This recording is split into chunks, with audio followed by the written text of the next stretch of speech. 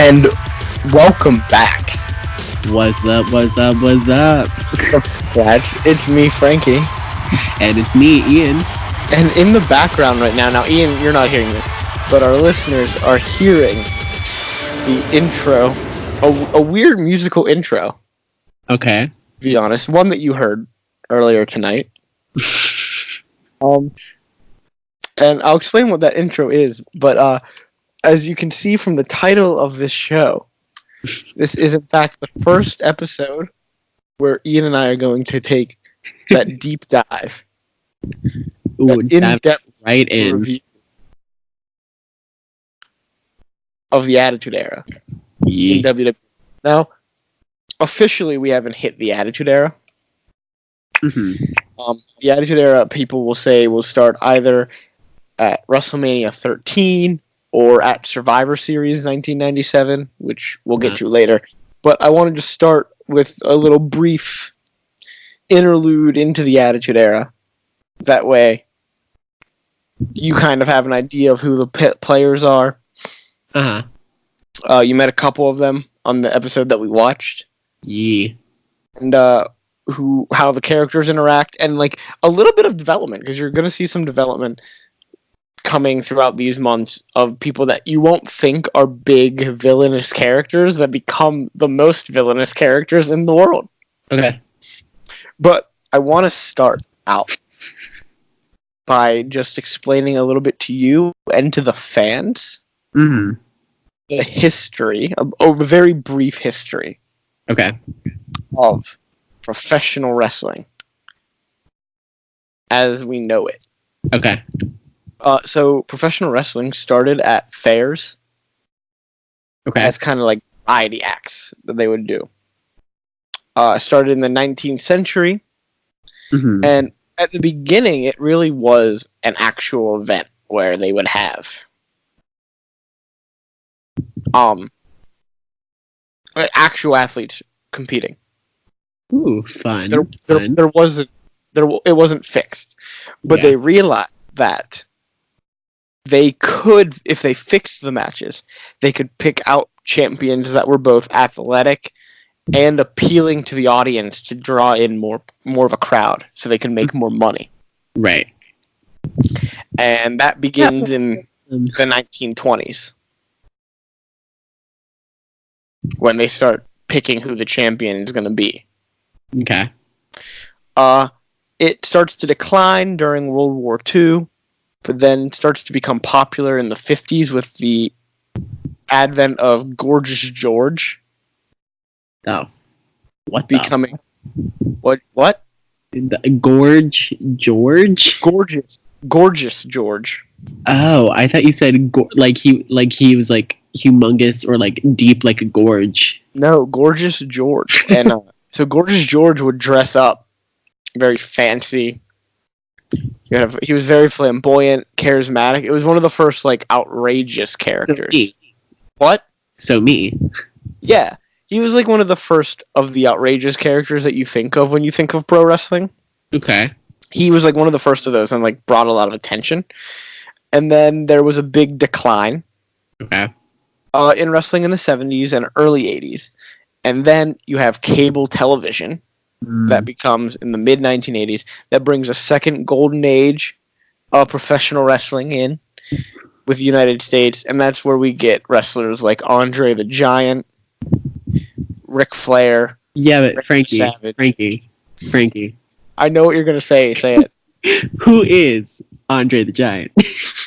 I believe he's a giant. By the name Andre.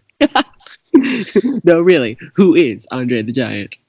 Best SNL skit ever. It is. It's one of. I think that's my favorite. Just for that quote. But you have Andre the Giant, Randy Savage, Ric Flair, and of course Hulk Hogan, who horrible person. Well, yeah, but one of the most popular wrestlers in history. Honestly, if you told me like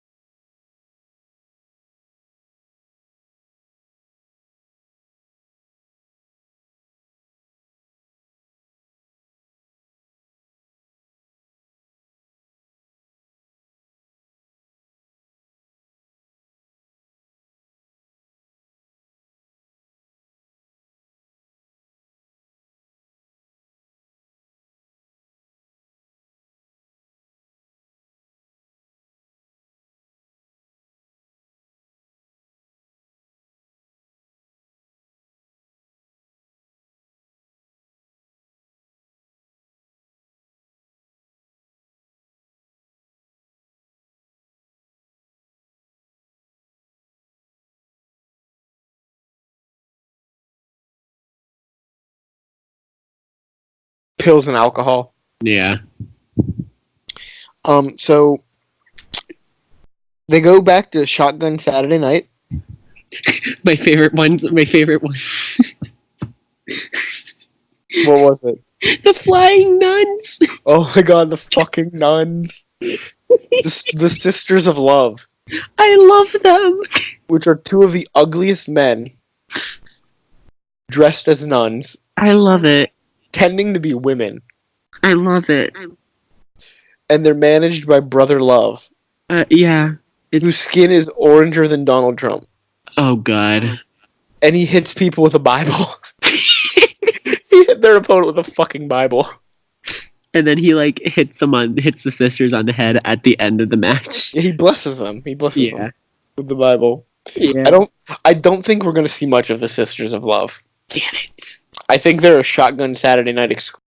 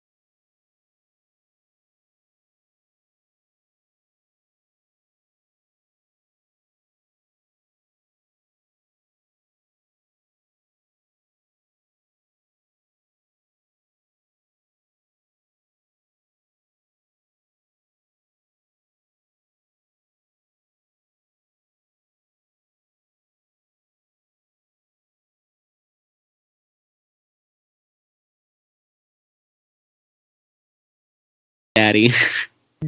Of all the four men in this ring, so they're facing Doug Furness and Phil LaFawn. Mm-hmm. Only one man in this match Okay. will go on to something better. Oh, Lord. And that is Fake Diesel. Yay, Daddy! But not as Diesel. Okay. He will be something else. And we will see him at the end of this year. Am I gonna cry? Am I gonna, gasp? When he debuts, I will tell you who he is. Okay. And I think you'll be shocked a little bit. Am I gonna gay gasp? I think so. Yes! So, before Doug Furness and Phil LaFawn come out, though, we see that the Honky Tonk Man has joined the commentary booth. He was the Elvis impersonator in black, Yes. correct? Honky Tonk Man is, I think he was in red. He was the one on the very right. Oh, okay. He was Jerry Lawler was the other one, because he has a crown in front of him. Jerry the King Lawler. Okay. He's not actually an Elvis impersonator. They both look like Elvis impersonators to me. They're both from Memphis. That makes sense. But Jerry is not a... They're cousins, actually. Well, there it is. But Honky Tonk Man is legit just an Elvis impersonator. I love that. He's also the longest reigning Intercontinental Champion of all time. How? I want those seeds. I don't know. But he says he's there looking for his protege. I did notice that. And he wants someone who can sing, dance, shake, rattle, and roll. And most importantly, play the guitar. He should wait until, 2019, 2018, when our boy from Pittsburgh, our favorite... Elias. Yeah. I've never seen Elias dance or shake, rattle, and roll, though. So I bet Elias can shake, rattle, and or roll and dance. Well, he has to shake, rattle, and roll, not and or. He has to do all three. Listen, not all of us can be a triple threat. He's got to be he's got to be a fucking. He needs 5 skills. What the fuck is that? No, he needs 6 skills. He needs to be. Oh shit! What's that? What? Funnily enough, though, Honky Tonk Man, a professional wrestler, who's looking for a wrestler to be his protege, not looking for any actual wrestling skill in this protege. I think by now they knew that you don't need that much skill. So, Diesel and Phil LaFawn start the match. Mm-hmm. Diesel takes control with his power, tags in Razor. Irish whips Phil LaFawn, hits him with a knee into the fallaway slam. Then Phil LaFawn takes control with chops in the corner, tags in Furnace, and he hits a headlock takedown. Razor then takes control with punches in the corner. Mm-hmm. Then this is like the funniest moment of this match for me. Okay. What moment?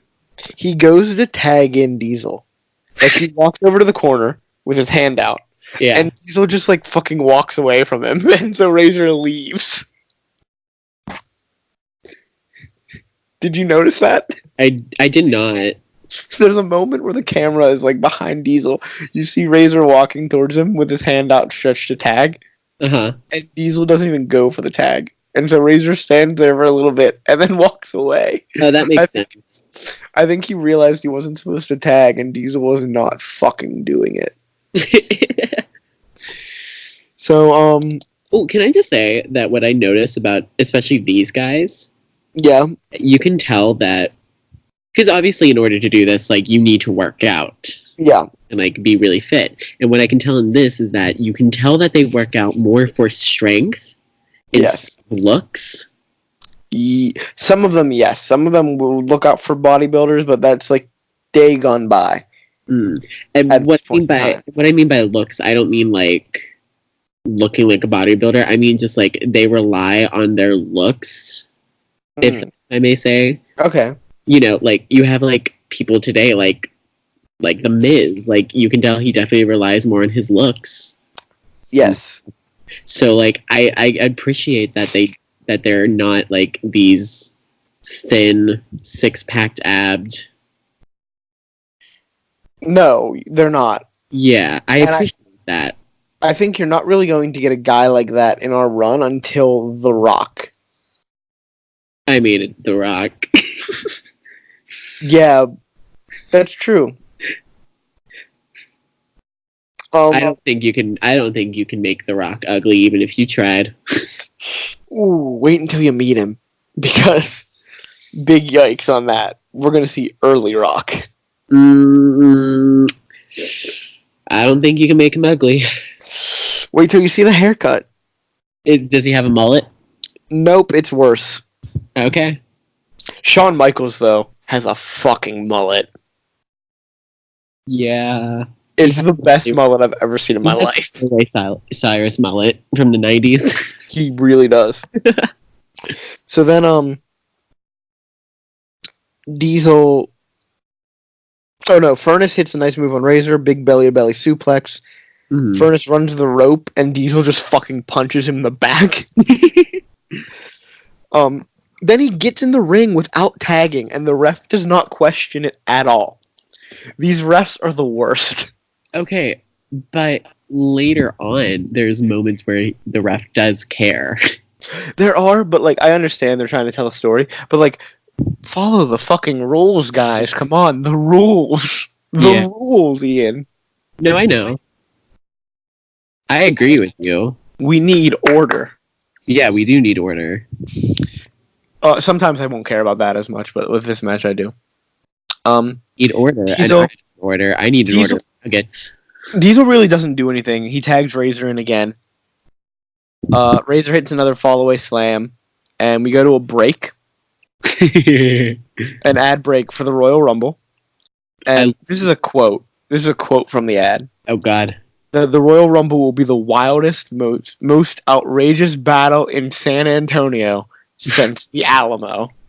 Yikes. That is an outrageous claim. Remember the Alamo. People fucking died at the Alamo. And WWE's coming in and goes, Vince McMahon comes into the fucking Alamo Dome. Comes into San Antonio and goes, well, look at this. People died here, but have you ever seen anyone come flying over the top rope? Magnificent. So we're gonna be more outrageous than that fucking Alamo battle. Remember the fucking Alamo? Fuck that shit. Fuck the Alamo. That's literally what he's saying. Vince McMahon comes in and goes, fuck the Alamo. Yeah. It was me, Alamo. It was me the whole time. Comes in, he's like, yeah, fuck the Alamo. It's all about the Royal Rumble. We're gonna rename the building. Fucking Vince McMahon. That's him. That's Vince McMahon. Yeah, that's basically Vince McMahon in a nutshell, and I love it. So we come back. Razor tags in Diesel, and then Diesel just pulls Furnace from tagging in his partner. Mm-hmm. He hits the most telegraphed sidewalk slam I've ever seen in my life. It's the one where he's holding him to the side for a minute and then drops him. Yeah. I think this was the portion of the match where I kind of got bored with it. Yeah, this was a long match. It was so much longer than it needed to be. Yeah. He goes for a 2 count, or he goes for a pin, only gets a 2 count. Diesel tags in Razor. They start double teaming Furnace. Tag in Diesel again. More double teams. Drops on Furnace, who's lying on the second rope. I got back into it. Okay, yeah. Diesel hits a kneeling punch. He's so much taller than Furnace to hit him with an uppercut. He has to kneel down on a knee and go up. He has to take a knee. He does. He takes a fucking knee. He's taking a knee. He's remembering the Alamo. And then, okay, so he goes for this running elbow drop. Okay. And he misses it. And Vince goes, Diesel missing that leg drop. And I'm like, his elbow is pointed to the fucking ground. What do you mean leg drop? I think this was the match where I really noticed that Vince McMahon seemed very interested in it. He's always interested, but he doesn't know what's happening ever. Oh, I love that. He's me. He doesn't know what any of the moves are called, so he you're gonna hear a lot. You're gonna hear a lot. He'll go, "What a maneuver!" I did hear "What a maneuver" a lot. Vince also loves to say that a match is over whenever anyone goes for a pin, even if it's not even close to being over. Oh yeah, that's how it was in the last one. He's like, "Oh my god, the match is over," but no, it's not. It's not over. And you're like, "Shut the fuck up, Vince." Vince, he didn't hit his finishing move. It's obviously not over. Oh, also, I don't know if you noticed this, but there was somewhere before the commercial for the Royal Rumble, there were this group of people, white people sitting in the front, and they were clapping, and I'm like, you guys are adorable. You understand what's going on. You understand this is theater. You clap. Oh my god, yeah, it's the tag match clapping where the partner who's not in the match will clap to rally the audience behind their fucking partner. Yeah. It's great. They get it. Those people, bro, they get it. They were adorable. You gotta play along. Yeah.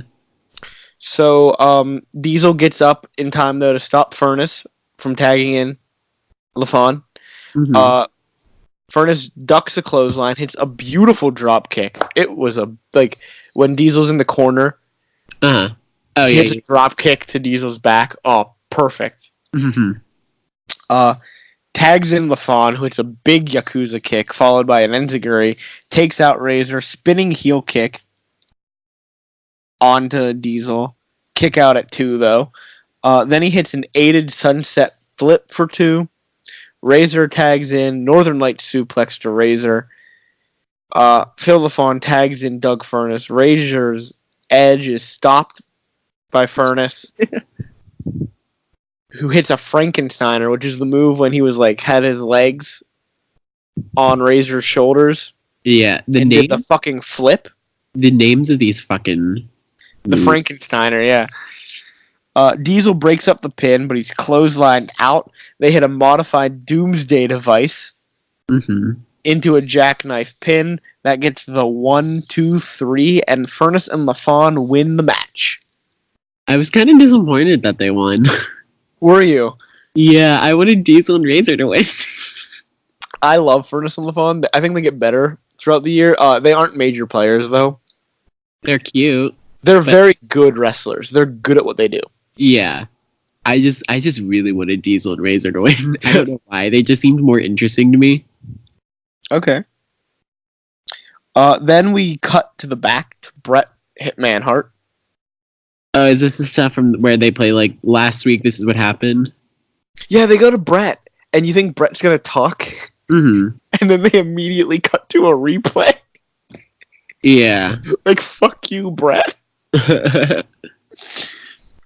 And they show Jerry the King Lawler wrestling Goldust. I loved Goldust. I was very happy to see Goldust. And Hunter Hearst Helmsley tries to kidnap Goldust's manager, Marlena.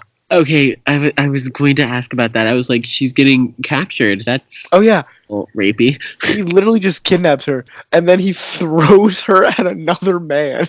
Yeah. At Mark Marrow, who came down to stop the kidnapping. And then Goldust goes to attack Hunter, and Hunter throws him into Mark Marrow, who's holding Marlena. And then Hunter proceeds to just beat up Goldust. Goldust. And so they announced that next week, Goldust and Mark Marrow are going to team up against Jerry the King Lawler and Hunter Hearst Helmsley. Mm-hmm. So we have that to look forward to in the next episode. Uh-huh. That big time matchup. Yeah. Then they cut back again to Shotgun Saturday Night. And they show the Marlena topless again. They do show Marlena topless again, yeah. I would like to say I'm the guy freaking out about it. Oh my god, that's Bob Backlund. That's me. Bob Backlund fucking freaking out. He's losing his goddamn mind. That is me. Oh my god. Bob Backlund's great. I forget how long we get Bob Backlund for on this run, but he's amazing. Then we go back finally to Bret Hart. And he's talking about Shawn Michaels at ringside. Then he calls Vader stupid. Yeah. And then he gets interrupted again by Psycho Sid's music. Yes. Like, they just keep interrupting this man. But Sid doesn't even come out. Because they cut to an ad. Oh yeah, before Sid comes out.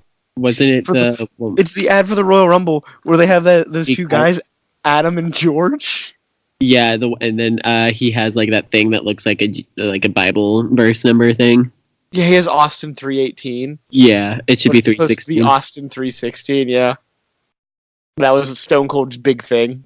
God, that looked like that could have been like on a Nick show. Like that looked like all that type shit. Oh my god, it did.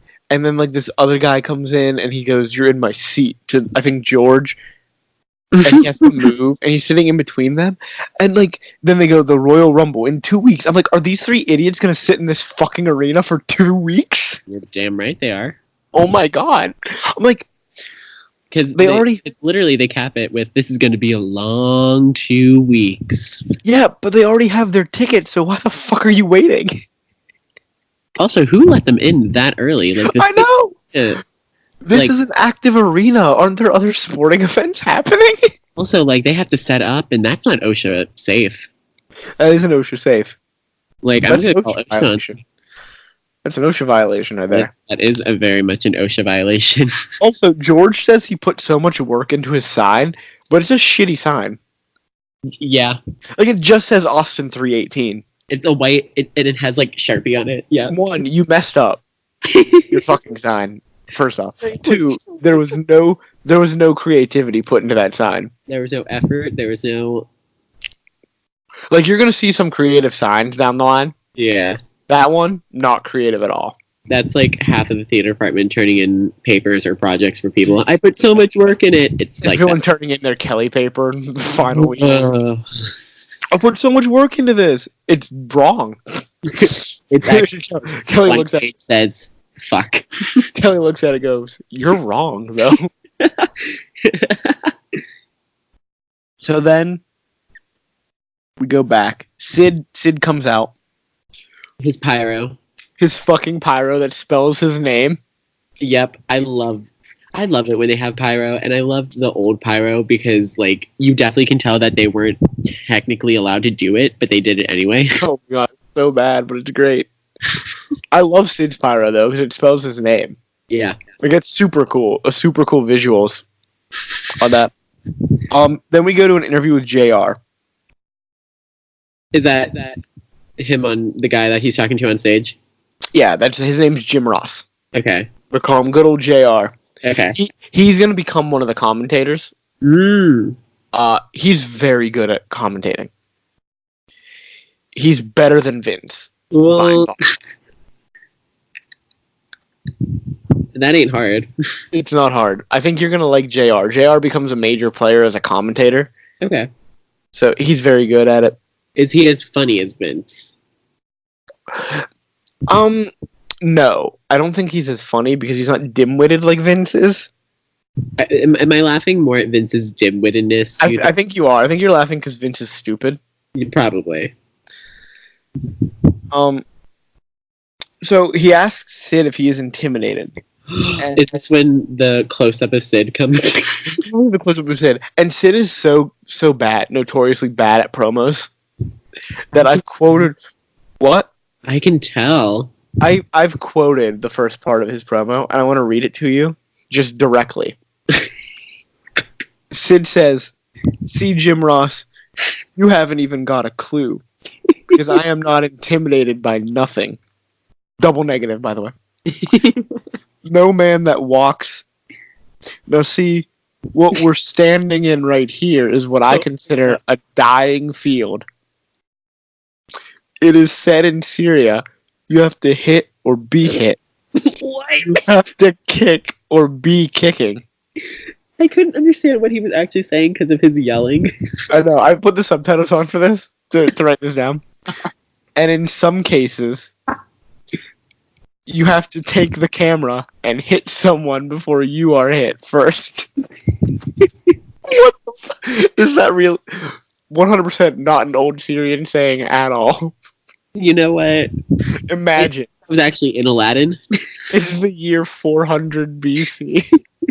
That was actually the original lyrics to Arabian Nights. Someone sitting in Syria goes, "Hey, come here. Come here." It's an old man talking to his grandson. Come here, come here, come here. I have advice for you. Sometimes you have to grab a camera and hit someone before you're hit first. And then the kid's like, "Okay," and then he goes, "What's a camera?" Yeah, the kid goes, "Grandpa, what's a camera?" What the fuck, Sid? Also, he says, what we're standing in right here is what I consider a dying field, and then never comes back to that. This shit ain't dying. What was the dying field? He just goes right to Syria. Linguistics. That's the dying field. He hits that double negative immediately. You know what it reminded me of? Have you seen that video of the girl at like Miss America like answering the question about Iraq? Oh my god, Sid. Very that. I don't know how much longer I know we have Sid until WrestleMania. Okay. So we have a few more months with Sid. Bless. Which is great. Also, I know you're going to say it's sweat, but I 100% think that he has chest glitter on, and you cannot tell me otherwise. That is not sweat. That is chest glitter. Okay. It's. I'm not going to say it's sweat. It's probably either he poured water on himself before he came out, or he put baby oil on. And it just stuck glitter to his fucking chest hair. No, Mama, that's glitter. Okay. I can tell glitter. Then he says he was born the man. He says, when I was born the man.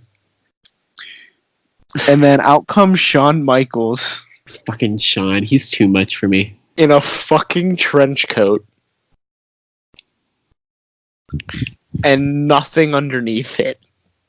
Like, seemingly nothing underneath. Yeah. He does have jeans on, but you can't see that when he first comes out. Do you think he's gonna flash Sid? He comes out looking like a fucking pervert. Well, it's Sean. I did think he was gonna flash Sid, to be honest.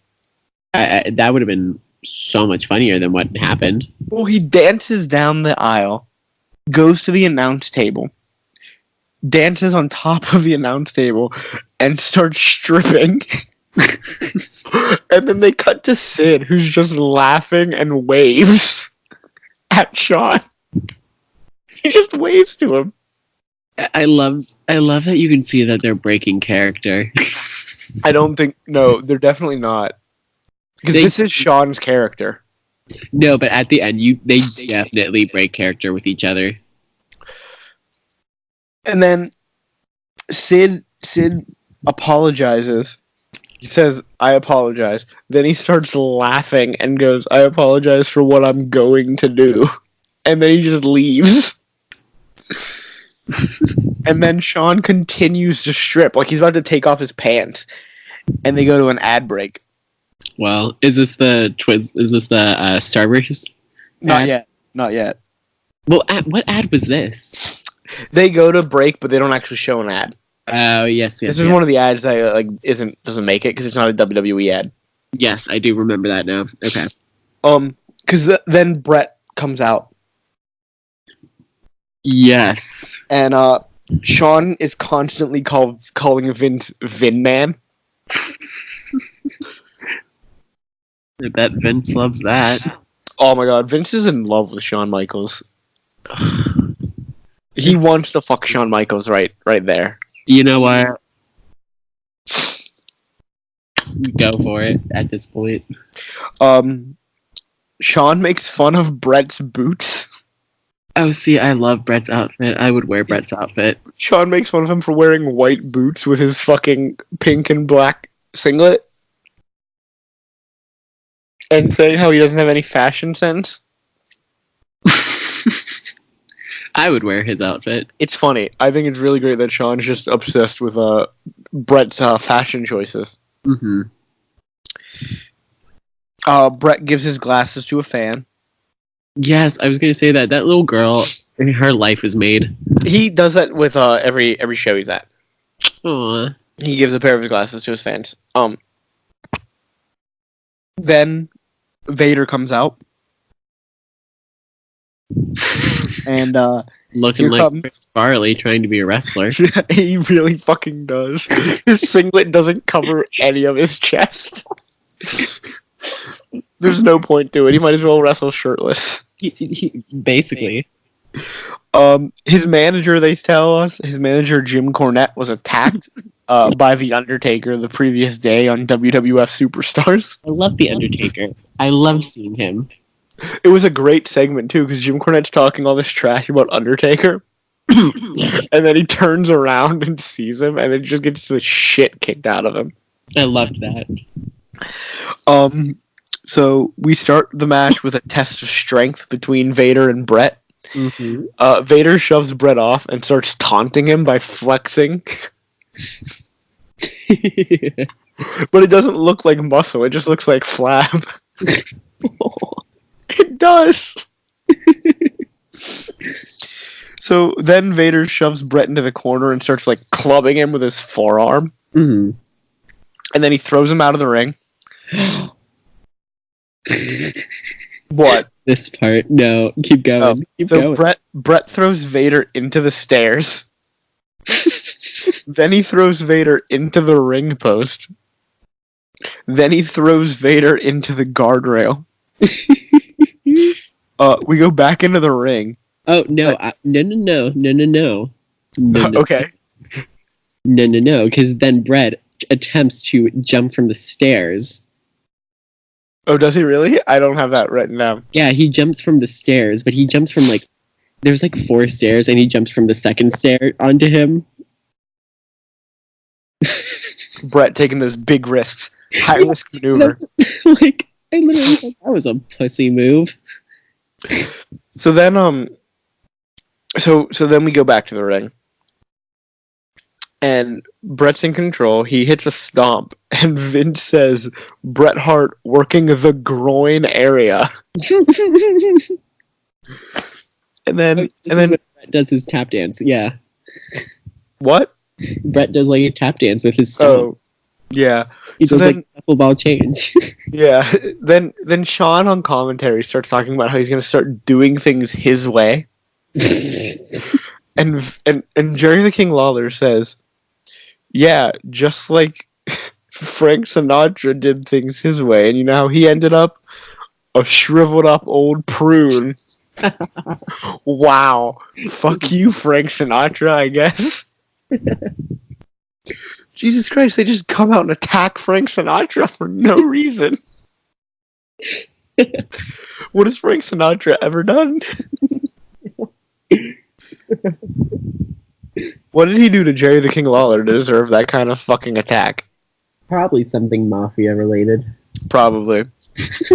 So then Vader throws Bret into the ropes. Then just like shoves him down. Mm-hmm. And takes control. Raider with a jump off the second rope, and we cut to Stone Cold Steve Austin. I was gooped. I was gagged.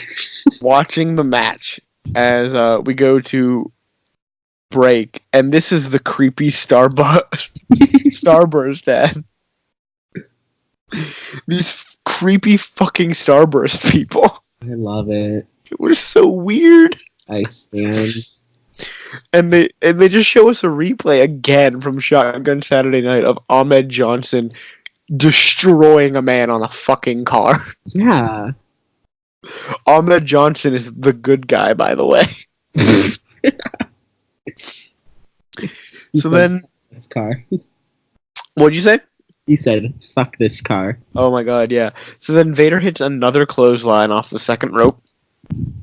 Flying like a fucking whale. I'm surprised that isn't fucking dead. I know. He hits a giant splash on Bret Hart. But he kicks out. What? So then Vader goes up to the top rope to do a moonsault. The ref stops. And the ref stops him. He's like, alright.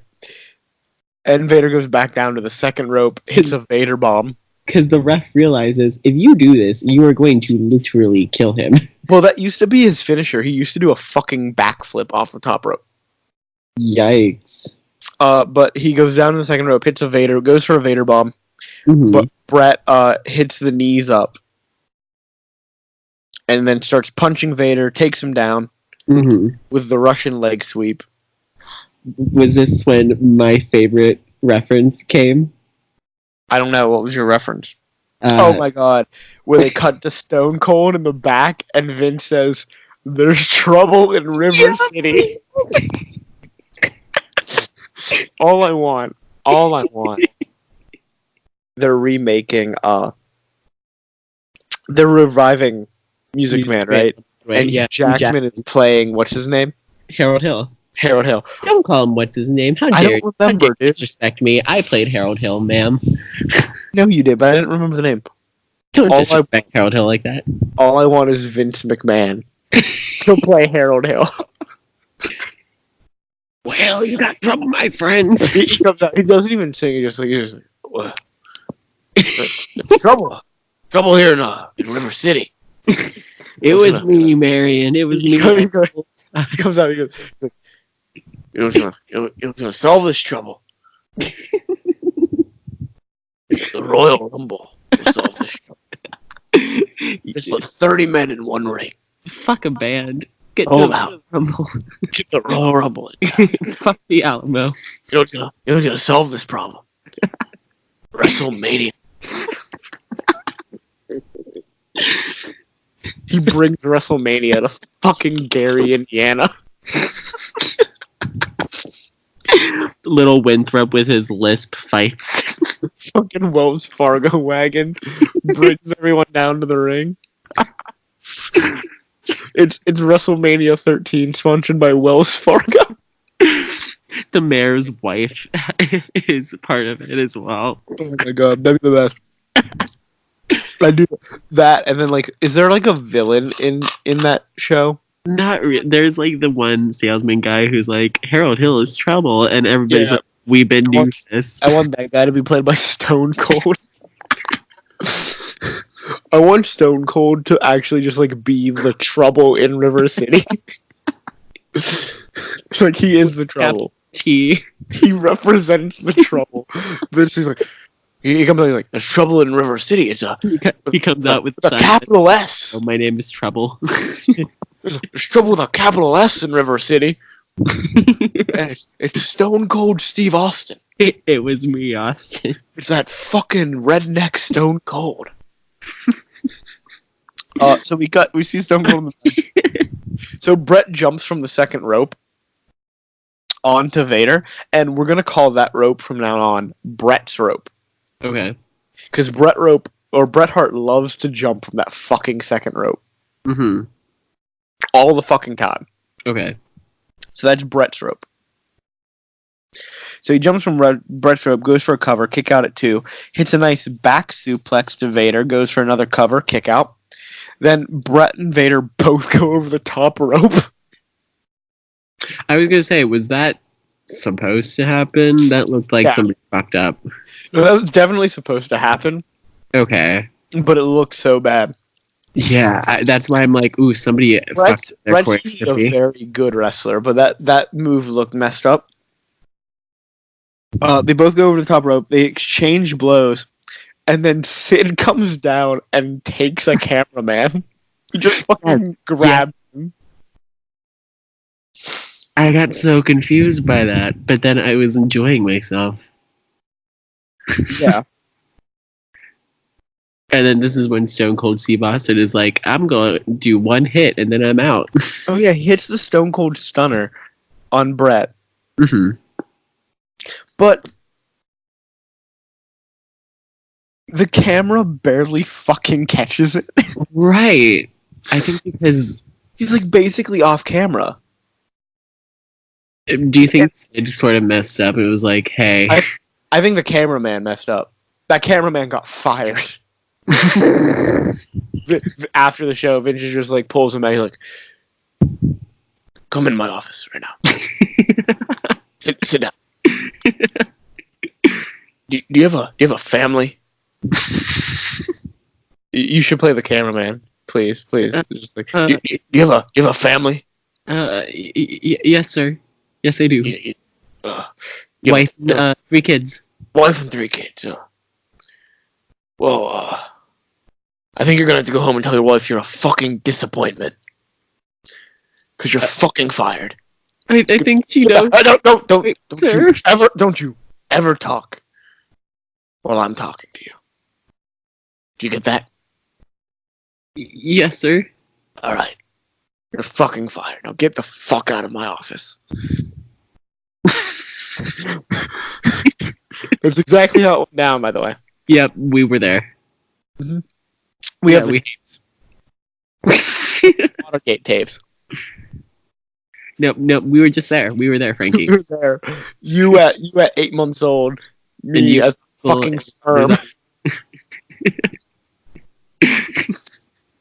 Just floating in midair. So then Vader rolls Brett into the ring after Stone Cold hits him with the stunner. Hits the Vader bomb, pins Brett for that 1, 2, 3. Before we have a chance to even digest what the fuck has happened, the camera cuts to Sid just choking Pete Lothario. Choking him. And then... Allegedly Pete Lothario. Yeah. And then Sean, like, runs back to save him. He was running for drugs. Like, he runs super fast, right? Yeah. And Jose Lothario, Pete's dad, goes on a fucking leisurely jog. He's barely moving to save his own son. See, that's how you know that's not his son, because he took a jog. If that was his son, he would have ran. And then they cut back, and Sid hits Pete with a fucking powerbomb onto a table. And that table doesn't fucking budge. No, it does not. He falls behind the table. Well, this is before they broke tables a lot. Uh-huh. So this table not gimmicked. This was probably a legit wooden table. Oh. And they just powerbombed this kid onto it. Oh. He's dead. Then they go to a break. They show again a replay. And they show everyone tending to Pete.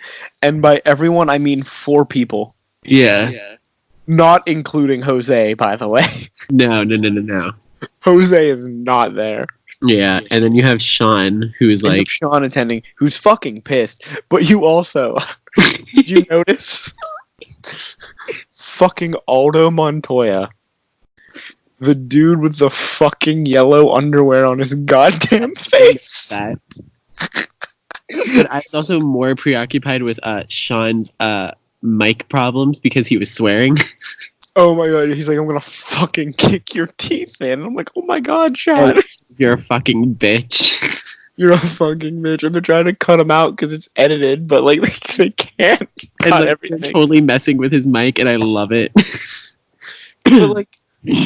but like you have this serious moment, and I'm looking around and I see this dude wearing some bright yellow ass underwear on his goddamn face.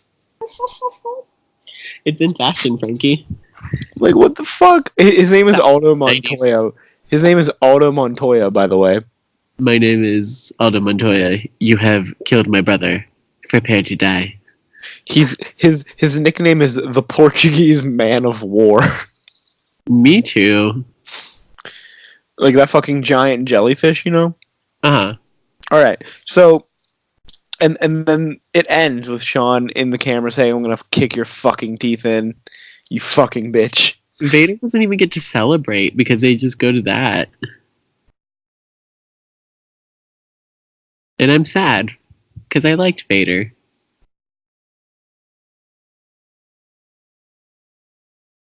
Yeah, Vader, you would wish Vader becomes something big. He doesn't. Unless by big you want him to just become fatter, because that does happen. He does become belly. He does become fatter. So yeah, I think we should do something that so I've been inspired by wrestling podcasts that I listen to, and one of them is the Attitude Era podcast where they review the pay-per-views. So what they do at the end of each show is give an MVP and a match of the night. Okay. Do you have an MVP and match of the night? Oh god. I think you go first. Okay, so my match of the night is Owen and Mankind. It was very short, and I hated all the fucking DQ shit. Like the non-DQ. But just Owen and Mankind were so good. Sorry. Owen and Brett are brothers, by the way. Yeah, I figured. Yeah. But they were Owen and Mankind were so good together.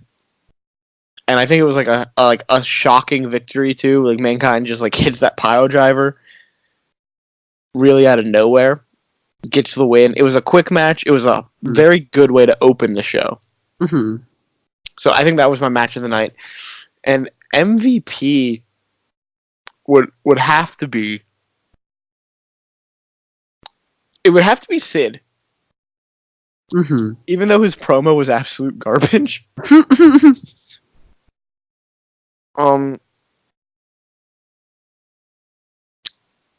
He did have the crowd entirely behind him.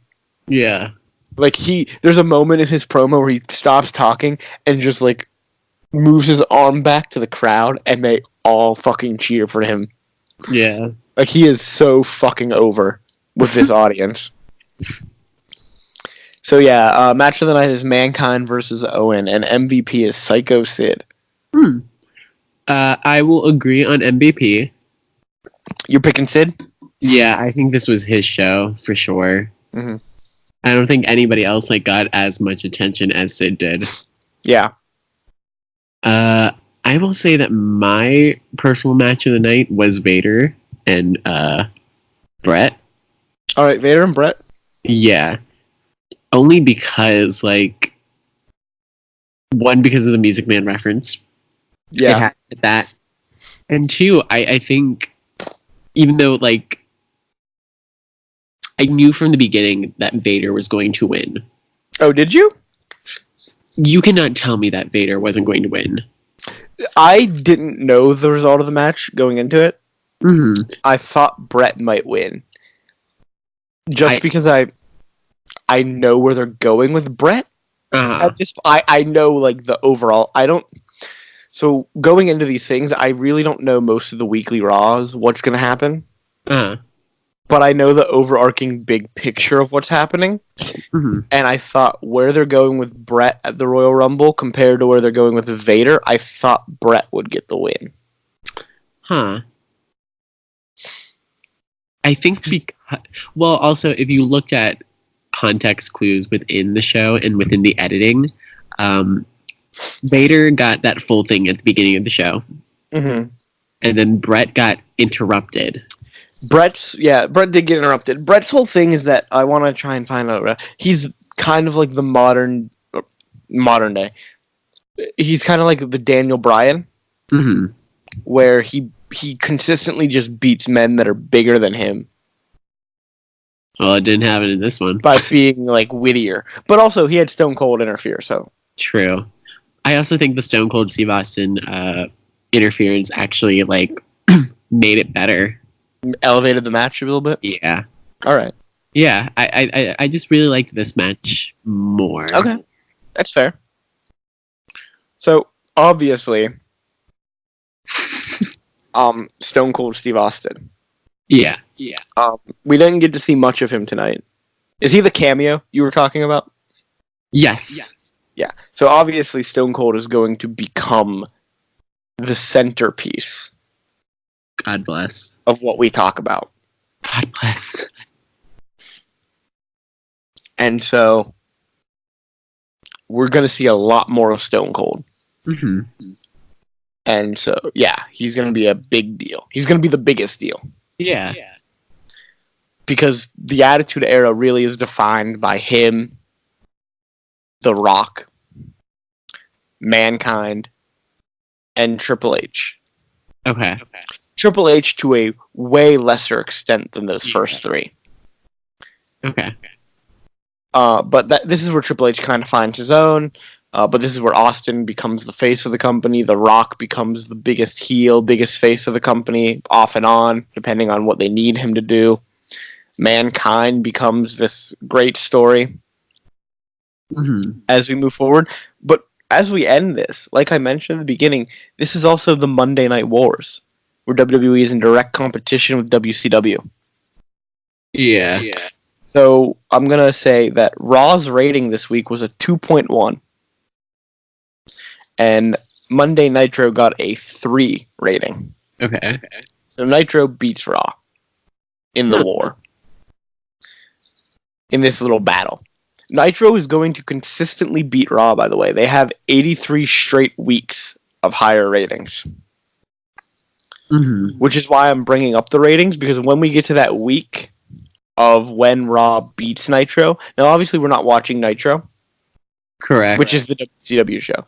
But I want to see if you feel that WWE has earned that victory after the 83 weeks. Yeah. Of losing. And we get to that point where they finally get one win. Get the first win. After the 83 weeks. And see if they've, like, if that episode deserves it, or, like, just, like, the storytelling going into that episode deserves that rating. Okay. But yeah, that's it for our first episode of this little wrestling odyssey. Yeet. So next week, join us for Monday Night Raw, which will be the January 13th episode of 1997. And just to give you and the fans a quick little preview of that Monday Night Raw, the matches are Hunter Hearst Helmsley Okay. and Jerry Lawler, of course, versus Goldust and Mark Marrow. Uh-huh. We'll get to see the second half of the tag team champions, Davey Boy Smith, against Rocky Maivia. Do you know who Rocky Maivia is? No. All right. And then the main event of that show will be The Undertaker versus Crush. Uh-huh. So again, another 3-match show. All right. All right, so we will see you all next week. Yeah. So this has been Frankie. And this is Ian. And we are the PACRats. And you will hear from us next week. Yes, you will. Goodbye, everybody. Bye.